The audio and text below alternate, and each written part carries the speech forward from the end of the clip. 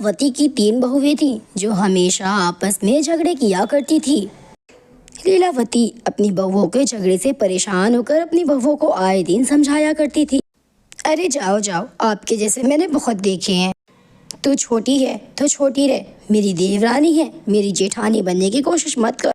अच्छा, वो तुझसे छोटी है, मैं तो तुझसे बड़ी हूँ ना, पर तू तो मेरी इज्जत नहीं करती, तो उससे क्यों उम्मीद रख रही है कि वो तेरी इज्जत करेगी। तुम तीनों लड़ना बंद करो। अरे कितनी बार समझाया है तुम लोगों को, इस तरह झगड़ने से घर की रोजी रोटी पे असर पड़ता है। लीलावती बहुओं को समझा ही रही थी कि झगड़ा फिर से एक बार शुरू हो जाता है। माँ जी ने मेरी तरफ नहीं आपकी तरफ इशारा किया है, और समझदार तो आप हैं ही।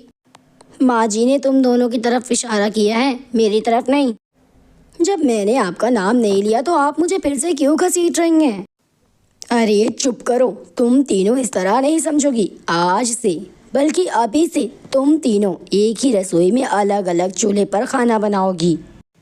वाह माँ जी, ये तो आपने बहुत ही अच्छा फैसला लिया। सारे झगड़े की वजह ही खत्म कर दी आपने। और अगले दिन से तीनों बहुएं अलग अलग चूल्हे पर अपना अलग खाना बनाया करती थी। अलग अलग चूल्हे पर खाना बनाने की वजह से झगड़े की तो वजह ही खत्म हो जाती है, और इस तरह से घर में कलेश नहीं होते, जिस कारण लीलावती बहुत खुश थी। 1 महीना तो इसी तरह से बीत जाता है। तीनों बहुएं अलग अलग रसोई में अपना अपना खाना बनाती और झगड़े भी नहीं होती थी। सब कुछ ठीक चल रहा था, लेकिन तीनों बहुओं के पति उनसे अच्छे से बर्ताव नहीं किया करती थी।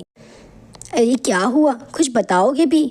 1 महीने से मैं देख रही हूँ कि तुम मुझसे सीधे मुंह बात भी नहीं करती हो।